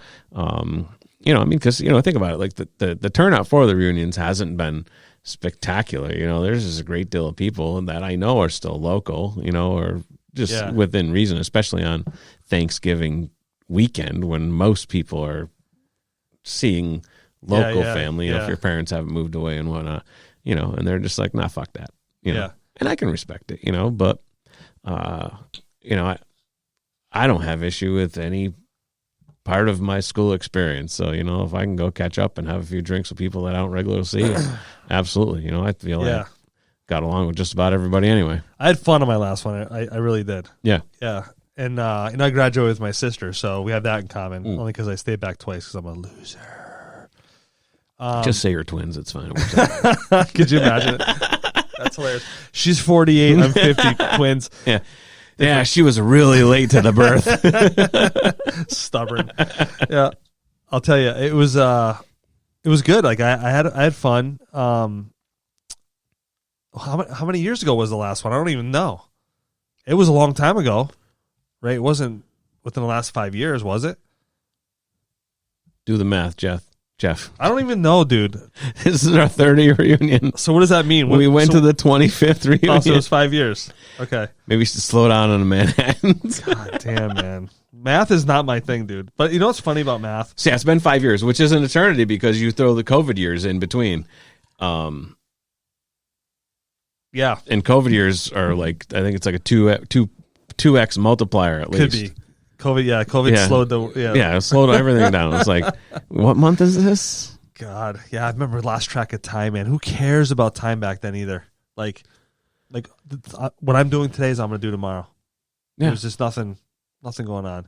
I caught up on so many movies. And yeah, the only thing I needed to do is to know if I needed to wake up for work the next day. Like, can I sleep an extra hour? Because I don't sleep past like 8, but normally I'll wake up at 7 if I got to work, you know? Yeah. So I was just like, all right, do I have to set my alarm or can I just do it naturally? You know? No, they were talking about lockdowns again. You know, at first I was like, oh my God, I'm not going through this again. I'm like, wait a minute. I could do that every 3 years for like 2 months. I think we should just do it like 1 month a year or something. You know, it's like lockdown month. Like, Yeah. You know what? Just pretend like you can't go outside. Well, I can remember like cutting through Worcester. That was like a piece of cake, especially when it opened back up again. Yeah. And sure enough, it goes back to shit. I sit in traffic between Boston traffic, Worcester traffic, then I get to Springfield traffic or the Pike traffic. My whole day is traffic. Yeah, that's one thing actually over probably like the last, it's even more recent, like the last 3 to 6 months probably, right? Where traffic like really feels like it's back to normal. I mean, you're on the road a lot more than I am even before that. But like to me, you know, I've been traveling, you know, quite a bit, you know, throughout this year. And I feel like the last probably like 6 months, it's really escalated. Where it's just like, huge. this is normal traffic. Like this is like five years ago traffic. Yeah. Yeah. What I can't stand is people don't understand the left-hand lane is not a travel lane. Like I can't get over that. That's like my biggest pet peeve in the world. Like if I could change one thing in this world, maybe it wouldn't be like finding the cure for hunger and whatever, cancer. Like the left-hand lane. Get out of the left-hand lane. So, but please tell me you're not a guy that like as you're coming up on a guy in the left-hand lane, like I'm passing the car, and you're just like you don't even wait for me to move over. No, I'm good. I'm good. Yeah, I give you the opportunity. You're not the dude who does because like, you know, I'll be like, no, there'll be a string of cars. Like there's 4 cars. I'm like, I'm going good enough. I can pass all 4 of these cars. Like, you know, and then you get the guy like he's coming right up. on you. He's right on you. And then like as soon as there's a gap between those cars that like you're well on your way to passing, he's like over, back in, you know. Like those guys, you know, karma will figure the things out. But yeah, I mean, I agree. My wife gets pissed at me because like if no one else is in the left lane behind me, I'll stay in it because I'm gonna keep passing people. I'm just gonna keep passing people. I'm a firm believer. That's how I'm gonna die is on the turnpike. Yeah, I've come so close. I don't know how many times, and I don't know if it's just like I get 6 cents. You just see it coming, and you just avoid it. You know, it's like, but if anybody else wasn't a solid driver, like what? I mean, because there's accidents every day. I get there every day. You know what the worst one is? Get off exit old 10A to Worcester. Yep. So if you don't get in that right-hand lane, people try to go all the way down, and they try to cut in at the end. Well, that's an active travel lane. So you got guys doing 80 miles an hour. So you're talking when you get off 10A? Because it goes, it splits here, and it splits to the right. When you first get off, right? Yeah. Right as you go to get off. Yep. People try to go all the way to the end and cut in at the end. Well, that's a travel lane right there. So you got 18-wheelers that are coming up the back, and the people stop to try to get in there. I'm telling you right, dude, I've been on phone talking to my friends, and I got to close my eyes because it looks like they're going to ram into them, and they get out of the lane just in time. Like, I'm going to witness someone's death. Yeah. If it's not going to be me. You know what I mean? And the amount of accidents, and it's always when you want to get home. Like, it's never in the morning where you got no place to be at, Right. no particular time. You just got to get somewhere. It's on the way home when you're just done for the day, and you're like, ugh. Or it's when you have to pee. Yeah. Well, that's the worst. Yeah. For me too, I keep a Gatorade bottle in the car now because some of the routes that I have to take is, all back roads. And you're on the back road for like an hour and a half. There's nothing. Yeah. And then, I'm drinking coffee, like a big, large coffee, and you're like, probably not the best idea I could have done. And one time I was on a water pill. I'm off the water pill now, but that was brutal. You drink a glass of water, tick, tick, tick, tick, and then next thing you know, you're in the, oh, yeah, it's bad. It was like fast acting. You got to really think about your point A to point B. Yeah. Yeah, like, no, I'm not touching nothing until I get there. And then pound some water at, you get to your first stop. Yeah. Because, you'll be in the area so you can stop somewhere. Oh. But, yeah, it's brutal. There's times where I've come close. Yeah. Yeah, where I've had to run out of the car into the woods. Risk getting arrested for, peeing in public. Like, it's bad. We don't want to get at that. So let's talk about the campsite. Yeah. The permanent spot. Got the permanent spot now. Finally happened. After 4.5 years of being on the list. 4.5 years. Yeah. And so each one of those years you were moving around a couple times a year, right? Sometimes more. Yeah. So now you can be established. You can put decorations up and, feel at home, right? Oh, the wife's already going ham. You should see my garage. Oh, yeah? Filling up already with shit that we can't even use for 6 months. Yeah. Yeah. I mean, it'll be nice once we finally get there. Yep. But did you get a good spot? Like one that you wanted? We're next to my best friend. Oh, yeah? Yep. The police officer? Yeah. Yeah. So I think I know his name, but we'll spare it. Yeah. I mean, perfect. There had to be a lot of changes that happened in order to get that spot right next to him. Now, did you know that one was going to open up? Like, was that just like sheer luck, or no? It was an orchestrated thing. So there was 14 moves. Holy so shit. We were like 5th on the list, So because it all depends. Like, it all depends who's got the most seniority, and then it all depends on who wants to move. That's already in the park. Right. Wants to move. So there's all like a whole bunch of things, right? Also, like a spot's freeing up, then people with seniority get like first dibs on that spot. Like, hey, there's a better site. Do you want it? Like, so you could be like, I've been here for 20 years. If site number 20 ever opens up, I want it. Right. Like, okay, so there's all kinds of politics, not politics, but I guess it's mostly seniority. Yeah. So the moves start happening because last year only 3 people left, right? So there was nothing getting in. Yeah. Yep. So this time there was like 14. I believe it was 14. I could be wrong by 1 or 2, but it was getting weird. Like, the seniority people go first. Yep. And then, so you're talking like after the list comes out, a couple of weeks. That's a long time to wait when you want something bad, And then we finally, she went there to go do something, and the woman's like, "Hey, stay here. You're next on the list."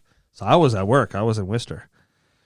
So I just happened to be my last stop. Got in the car, drove over there. It was like 4:45 when I showed up. Still in my dress clothes, in my golf cart. Got a list of all the sites that are open. Yeah. And the crazy thing was the site that I'm in now was open the whole time on that list. So anybody could have taken that. So it was a gamble. Like, I was getting worried, and there was one person that we thought for sure was going to take it. Yeah. And then someone else talked her into it because she's like a party animal. So they're like, "Nah, you probably don't want to be here. You want to go on the other end where it's quieter over there. You can do your thing. No one really pays attention." And then we got there.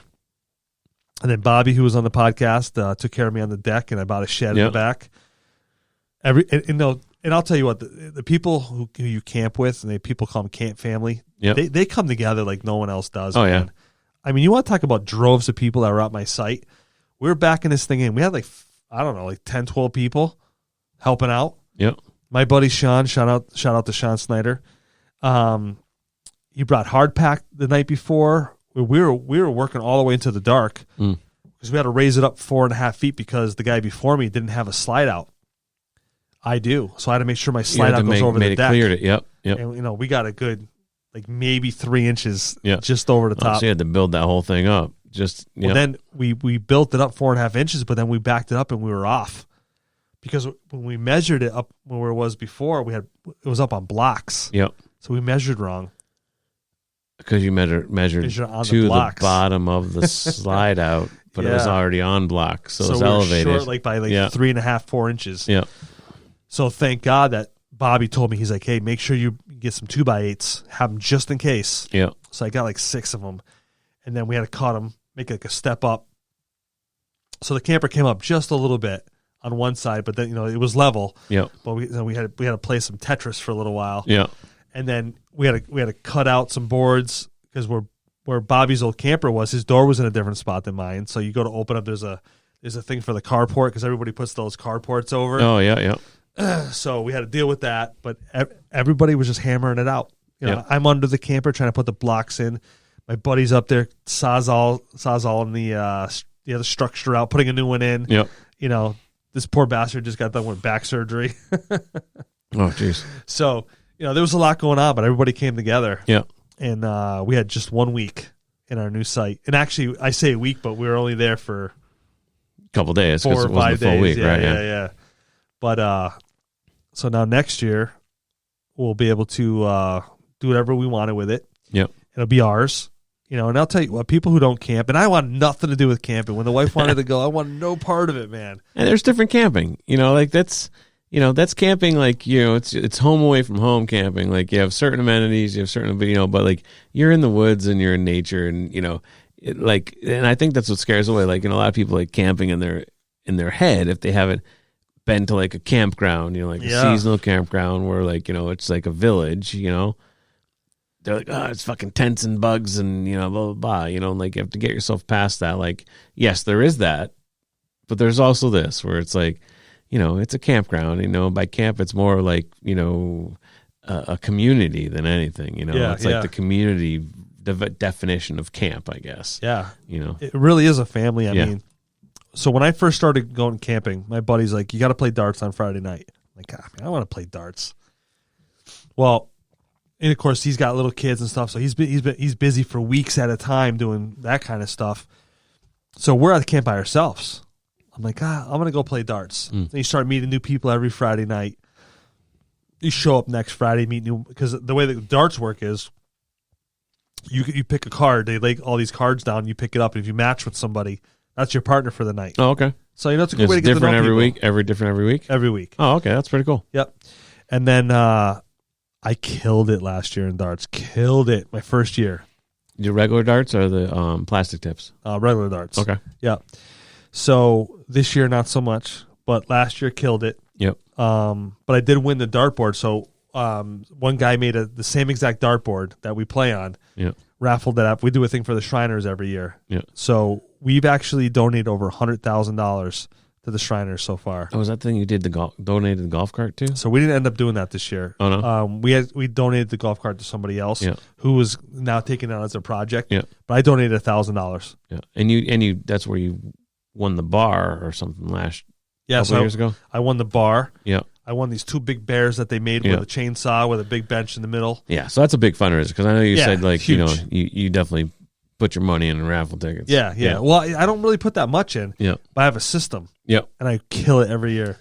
But I did donate $1,000 of my own money to the Shriners, which we love. It's really important to the camp, and it's important to a couple people that run it. So it's important to us. My son's a Shriners kid, so yeah. So we do a lot for a small community. We do a lot. $100,000, dude. That's and actually it's over that a little bit. I'll have to look it up. When we get done with the podcast, I'll pull it up because we have a video of us presenting the check. And I don't know how many years she's been doing it, this woman Kim, but I mean every year. So we have cornhole, we have darts, we have camper crawl, we have all these events that we go to, and all the proceeds go to Shriners. And so one night I win darts. I win the 50-50 in darts. It was like $200. So I keep that money. The next night is camper crawl. I win the 50-50 on that. But that one I gave back because I knew it was going back to Shriners, And so it's just stuff like that. Then we do something called the Winter Bash where everybody shows up in the winter time for this big event. It's cool. I mean, people who don't camp, you're really missing out because it is a blast. Yeah, it's I'm again, introvert. I don't get as involved with certain things, and like the area, like I do want to move my site because I'm in an area where it's like, not so friendly. I don't want to say not so friendly. They're just older. They're not, like significantly older. I think they call it like geriatric lane. Or Oh, something. we have one of those. Yeah. But when I go to like some of the events, like we have like karaoke and name that tune, and a few other like things happen that like weekly or every other week. Yeah. And like I love going down there because like those are the campers that actually live in like the fun part of the camp area, and they all get to convene, and that's like a big part. That's a good time. Like that's more my speed. Yeah. Like none of my neighbors do I really socialize with other than a wave. But and then we also have like a good sized beach. So it's like, that becomes like beach barbecue every weekend. And that's a great chance to like hang out and meet with people. Then you kind of just like strategize where you're going to sit based on who you want to hang out with, and whatever. But yeah, like the neighbor thing, like I'm envious because, like now you're just like, you're camping right next to your best friend. Yeah. Plus my whole crew.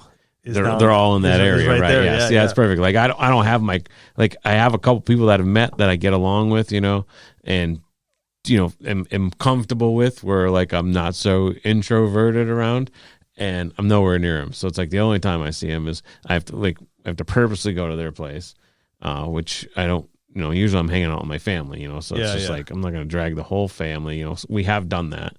Or we wait for those events and we're just like, hey, you going? Yeah, all right, we'll meet up at this event, Yeah. So like I want to find that spot in my campground where I'm just, but like you said, waiting for a site to open. Yeah. It's all strategic. Well, it's cool too because, when darts is done or whatever, like because we have bands almost every Saturday night. Yeah. And we have some good bands, we had Trailer Trash a couple times this year. But you get in your cart because we can only drive the cart till 11 o'clock. Shout out Billy Brault, by the way. Yeah. He was there. You go out and you start just looking for people who are partying it up. Yep. And you can just walk right in there. Yeah, you look at the shot. Yeah, you look at the golf cart. Just like, it's like seeing cars in a parking lot. Right? Yeah. Like, oh yeah, Jeff's here. I recognize that cart. Yeah, absolutely fun. I mean, I have a blast, and it got to a point where I took every Friday off. So I could be at camp on Friday morning. I wrap up things here and get there. Good for you to. You could. When we first started this podcast, you were like, I can't take any time off. Yeah. Yeah. No, that's a huge. It's a win, dude. Shout out to my manager who it was her idea. Yeah, decompress and just step away. But it was a little too much this year. I'm not gonna lie. Our company went through some changes, and I really need to be out a little bit more in order to make my goals and objectives. So I'm going to switch it up a little bit this year. I'm going to do like some longer time off. Like I'll do like a Wednesday, Thursday, Friday, Saturday, Sunday off. Yep. But then not go so far. Then do like a couple full weeks. Yeah. Because it was just too much. Yeah. Trying to pack. So instead of taking like a 3-day weekend every time, just do like a 5-day thing, but then do like some solid, because you probably fall behind, right? Because you got to get a certain amount of visits in, right? Yeah, it was a challenge, man. Yeah. Like I was talking to my boss one day. I'm like, listen, it takes me extra. I got every Friday off between April and October. Yeah. So all these other people that are getting these objectives done, they're doing it in 5 days. I'm doing it 4. I'm doing it 4. Yeah. So talking about pre-planning, like you really have to work that pre-planning out to know exactly where you're going, what time you're going to be there, like what are my goals and objectives. Basically have to pack that 5th day into your other 4 days. Yeah. So you're increasing every day by 20%, I guess, right? Yeah. Yeah. Roughly, yeah. It's of course you get good at it, but then you get burned out about it either. Like so come October, man, I was done. Like I thought I had one more Friday off, and I just happened to look at the calendar because we our site that we use got updated. Yep. I'm like, oh man, I got to work next Friday, and in the back of my mind, I'm like, thank God, like this is too much. Yeah, but then as that Friday approached, you're probably just like, it was weird getting up, on that Friday, but like, wait, I gotta like set an alarm or something. Yeah. Yeah. So you were going there Thursday night, and then you're there till Monday morning or Sunday night? Sunday morning. Yeah. What about Cheryl? She would stay. She was there pretty much the whole time except for dogs. Yeah, back and forth, and then so Sunday I come home to play Xbox. Yeah. on Sunday. She got to live it up then. Oh yeah, and she's like, she'd be gone all day. I'd be like, "Where are you?" Like, and she's like, "I'm at camp." I'm like, "You gonna come home?" She's like, "Are you playing?" I'm like, "Yeah." She goes, "Nope, I'll be there later on tonight." Xbox is still like one of my favorite things to do. I got a great team that I play with. Yeah. And we all just you haven't brought it down to camp? No. There's not I need the bandwidth. I need some strong internet. They don't have internet there, so I have to play off my phone or something. What service do you have? T-Mobile. Do you have the hotspot thing? Like the Well, on my phone I do. Oh, okay. But because that's what I use. That's what I use for camp. Is their hotspot thing. Oh, that they have there? No, the T-Mobile one. Is it strong? It works. Like I've worked from there. Oh, can you watch videos and stuff too? Or does it get sketchy? Well, I know the kids. It depends on service area too. So if you don't get good T-Mobile service, then it's probably still not going to be like wired internet or fiber optic or whatever you have here. But like it works. Like I use it. Is it better than your phone? Is 5G no matter what device you're on? Yeah, probably. I don't know if the phone has like. Because the other one's dedicated to 5G. Yeah, I don't know, and I don't know if the phone has like hotspot limitations. Like, does it limit the amount of data it sends? So I made it a point every Friday to watch a movie. Yeah. That's me. I'm a big movie buff, and I got out of that for a long time. I didn't watch any movies for a long time.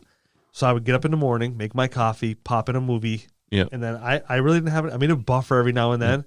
Were you watching on your phone or okay? So that's the thing. Like if you were hooked onto the TV, if you were hotspotting to it, I don't know if there's like a data limitation to hotspot. So let's say I hotspotted like my projector to your phone.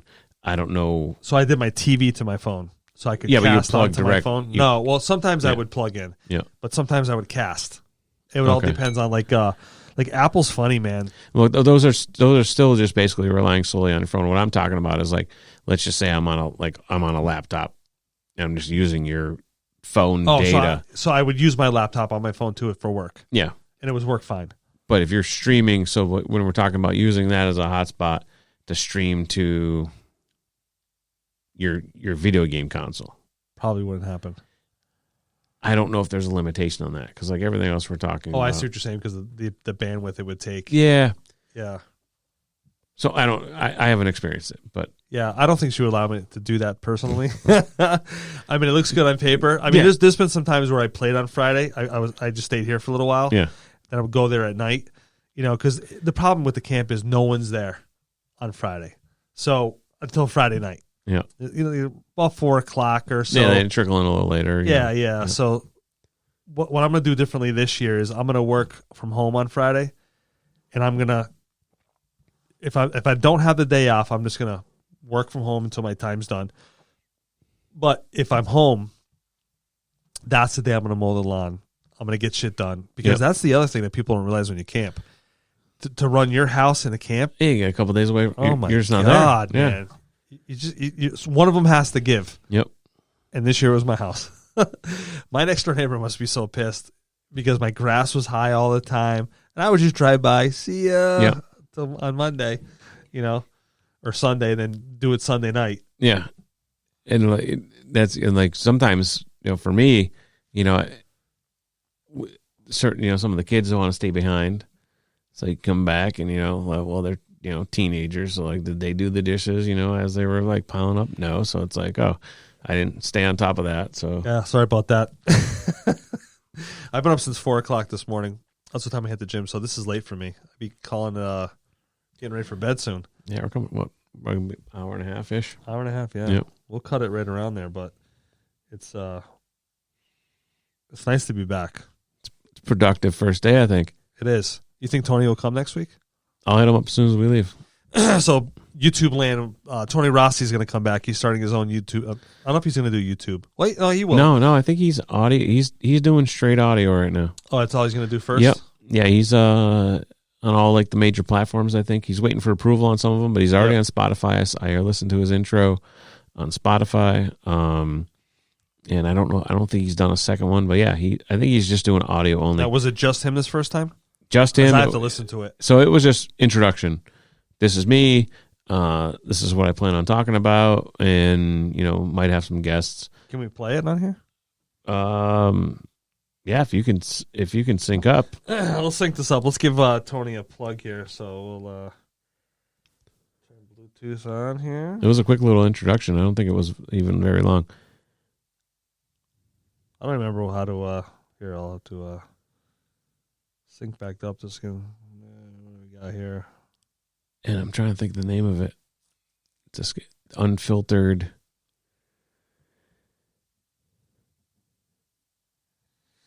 Yeah, there it is. Okay, still remember how to do this.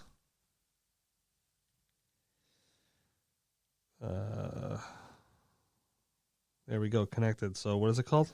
Oh, he's going to kill me for not remembering. Unfiltered Exhale. Unfiltered Exhale. All right, on Spotify, I think. Unfiltered. So if you guys are listening, Unfiltered. No, don't say it until you find it for sure, because he's changed the names a couple times. But I think he landed on Unfiltered Exhale. You'll recognize the logo because I know you've seen it. I'm old now. I got to pull my glasses up. Oh, yeah, believe me, I'm the same way. It's like, is this far enough? Is it near enough? Oh my God, there's a bunch of them here. I don't know which one to do. It's like a white logo, green beard. Yeah. Let's see what we got here. Yeah, there it is. I found it. Unfiltered Exhale.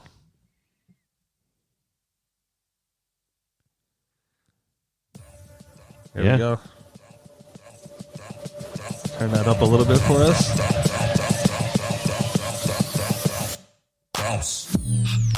It's a catchy little tune. I did tell him the intro was a little long. He agreed. I think we talked about this. You know, I can get into this first jam. He can keep this on for a little while. And you know what? After listening to him, he's got a voice for radio. Does he really? Oh, yeah. Like, he should do meditation shit. Like, you'll hear it in a minute.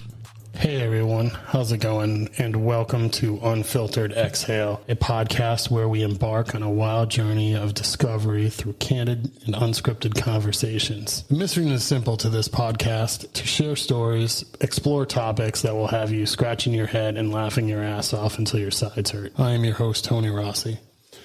I don't have any guests today, so I'm going to just kind of give you a little background of myself. I'm not anybody other than a guy who's grown up in the Northeast, Western Massachusetts, and gained some really good friends and really good perspective on life along the way. I don't have any experience in this podcasting, so it's going to start off pretty crazy and pretty rough and sound pretty terrible at first, but I think I know that feeling. With Ours some was help shit when we first from started. other friends who podcast, Jeff Plouffe to be one of them. I think this is a plug. You can't handle the Plouffe. I Nice. think Yeah, see? Nice. We'll see. I know we've been talking about it for the past month, so We should call him. I think he's reinserting himself into the podcast. Is he sleeping, world. you think? He's probably A summary of this podcast is life. We've all been through ups and downs,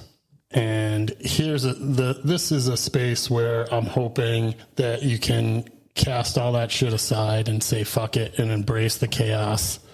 Embrace it. And laugh and just laugh about it. Like, I'm sure everybody's got a story. I have many. That's why I'm doing this. As we dig deep into these quirks of our existence, sharing real life moments and experiences is the only way that we could learn from each other, laugh at each other, laugh with each other. I'm going to try not to have anything that's too sad or crappy. Like puppies dying or... And hopefully put to you'll sleep. realize that I don't think he has you're any not of the those only one stories. that's I'm gone pretty through sure. any one of these specific I've known for a long moments time. in life or experiences, and you can laugh your ass off while you're listening. I'm probably going to do these twice a month, so we'll see how it goes. His editing Twice a is month, actually it should pretty be good so okay. far. I would Yeah. like to do one weekly, but I doubt that that's going to work with like my schedule, perspective, guests on the show. That was the dog. The topics that we're going to have are not going Bloopers. to be very structured. It's just going to be chaotic and I'm gonna try this unscripted. Manhattan And thing. once I get people in poured here, myself too it'll much, I be know it. a lot more Is there such thing as entertaining too than much? just listening to I me don't like it. explain what the show is about and introduce what I'm thinking.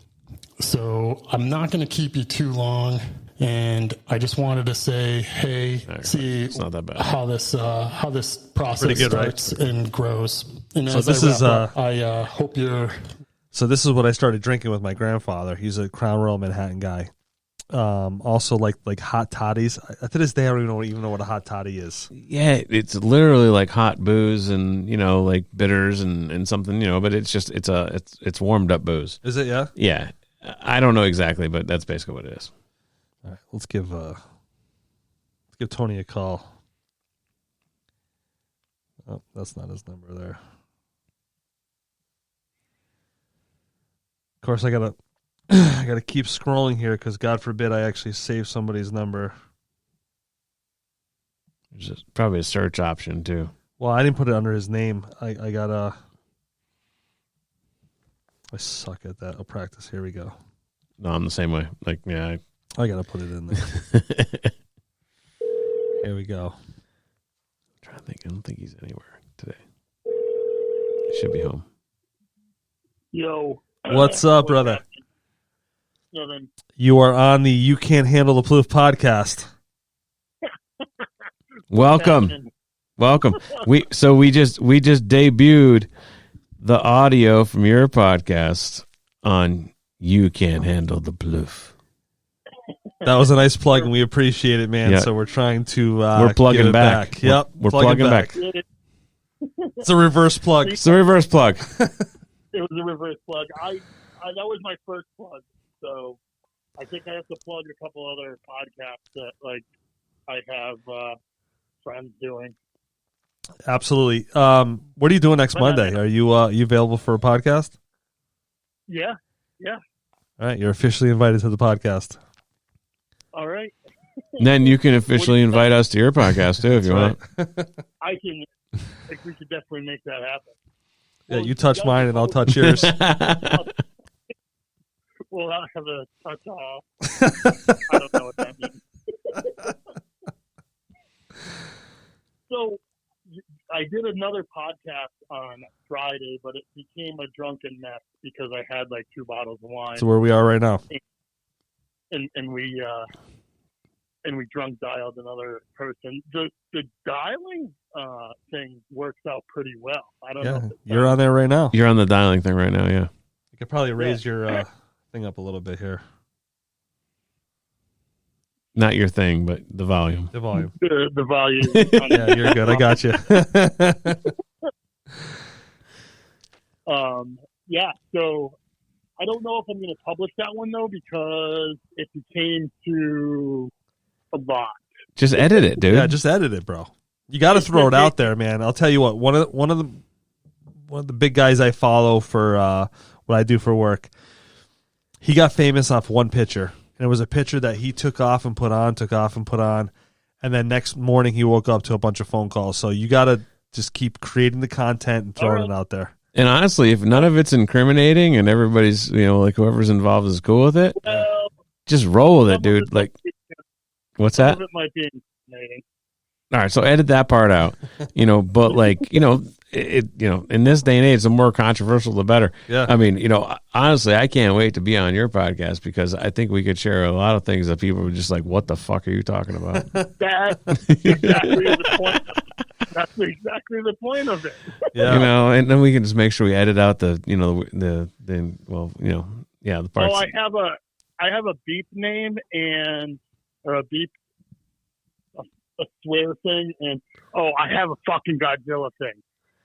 Oh, I heard the Godzilla. audio. That's the best. Do you have? What do you? Yeah, you didn't edit yours. No, I don't have anything. Tony's gonna have to show me how he does that better because this is the part that I suck at. It's so easy, but you have to make sure that when you download the sound bites, it's not a copyrighted. Well, that's the soundbite. thing, especially with YouTube, man. They will they'll cut that out in 2 seconds. Yep.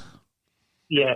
So that's the thing. I'm on all of the platforms now. The only one I'm waiting for is still Apple, but it said it can take up to two weeks. I'm on like 15 platforms. Wow.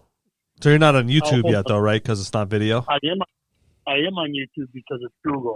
Oh, because they're doing yeah, audio stuff now. Right. Wait a second.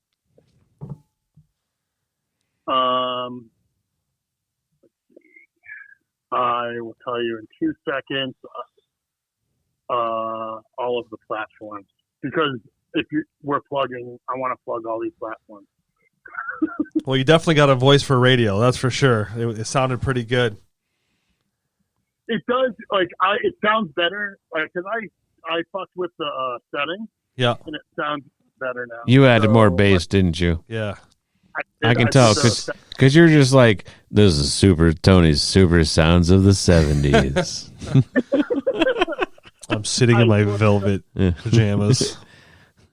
I put the fat bottom, big bottom on. It was the big, yeah.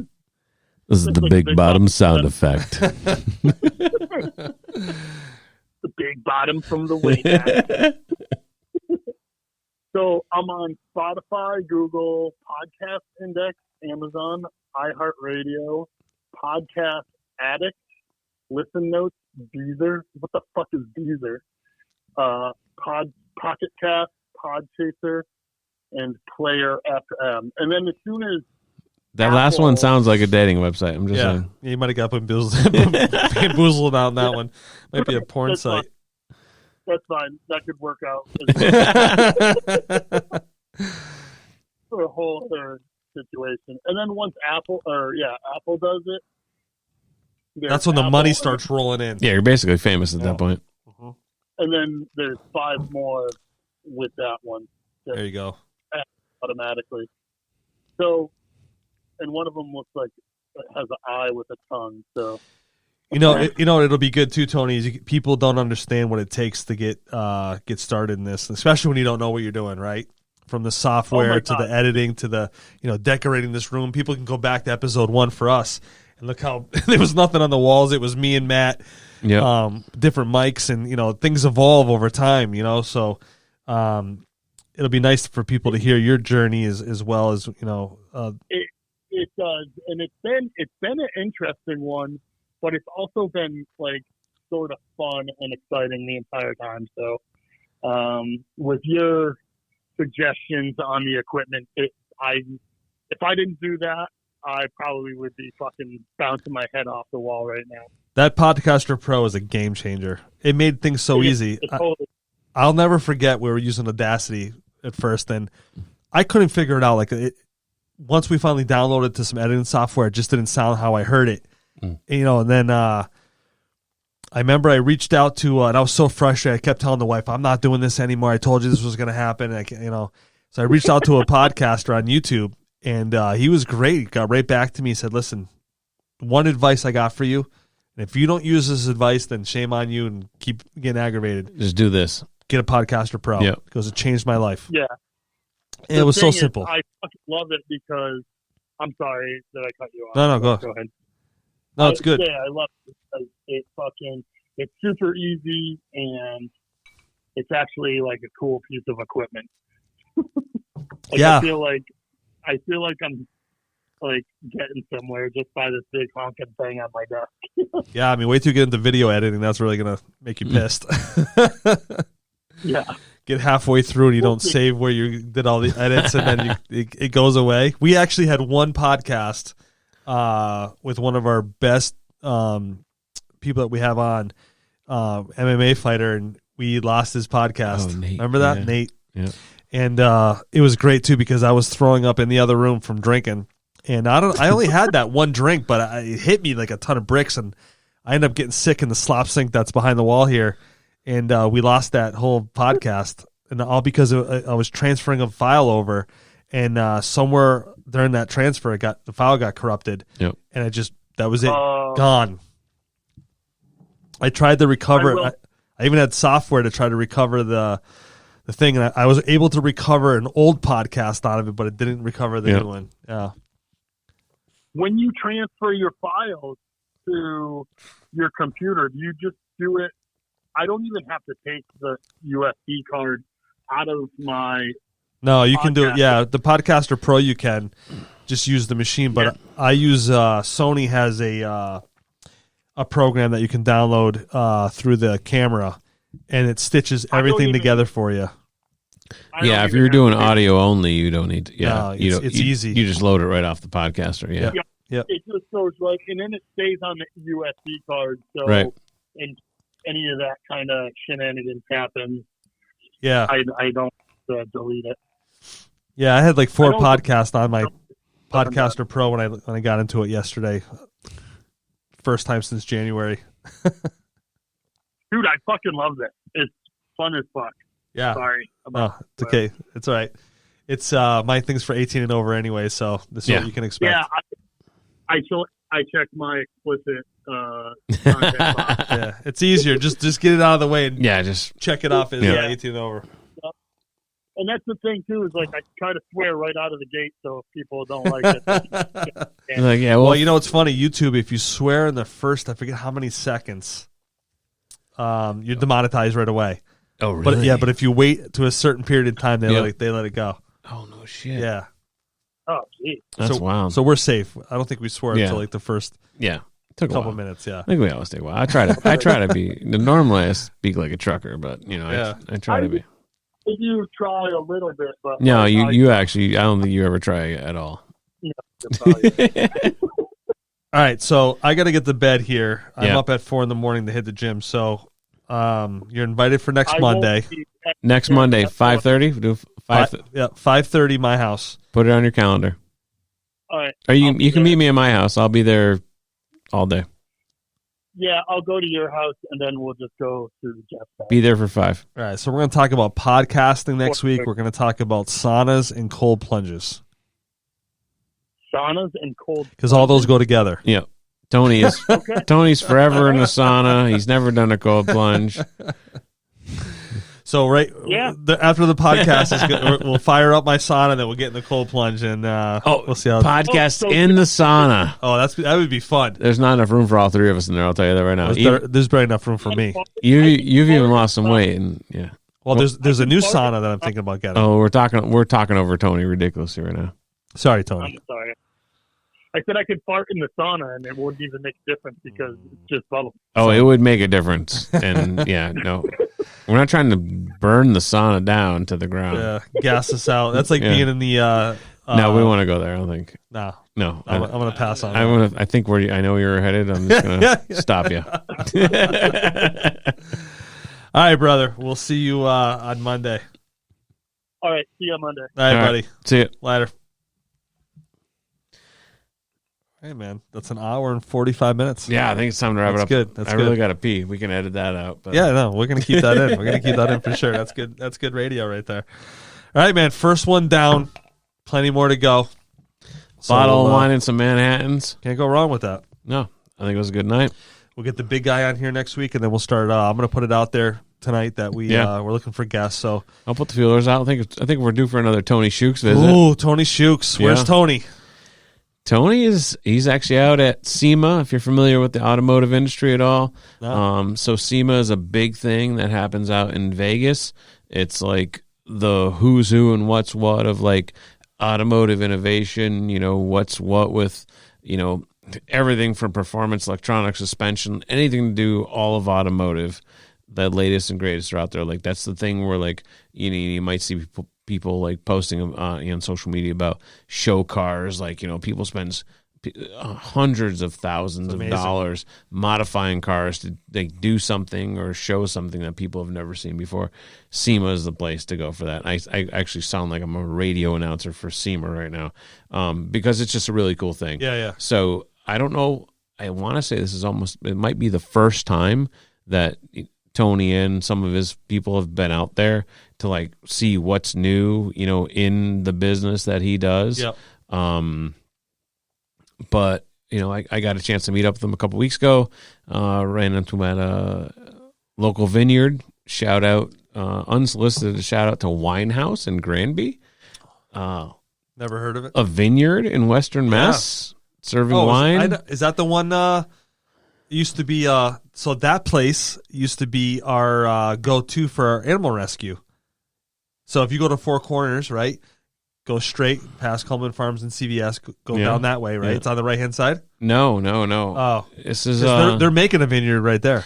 Yeah, so I don't think it's that because this is the directions are a little different. Yep. It's in Granby.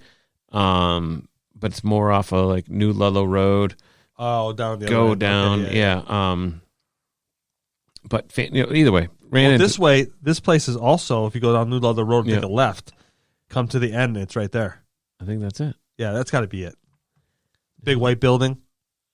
Yeah. Yeah. Wide open fields and all that. Yeah. That's the same place. Yeah. Oh, okay. Yeah. So, yeah. So that used to be dog kennels in the back. Oh, okay. Yeah. So I don't know if they're still up or not, but they had a building there they took down. Yep. There's another big, massive building, and on both sides are the vineyards, or Yeah. at least on the right hand side, anyways. Yeah. Big fields, couple little vineyards, Yeah, that's and the one. big buildings. Yeah, Okay, White so- House in the front. Yeah, White House. That's the one. So so I ran into our friend Tony Shooks, and things are good. He's headed to SEMA. He'd definitely be down to Good dude. dude, be back. Oh, Yeah. absolutely. And he's always looking for cool shit to do to cars, basically. Yeah. So that that's part of why he's headed out there. Yeah. And we'll find some other guests. All right, perfect. And again, this podcast will be dedicated to Rich Davio. Yes, Rich. Salute. Salut. All right, people in YouTube land. Till next time. Peace. Peace.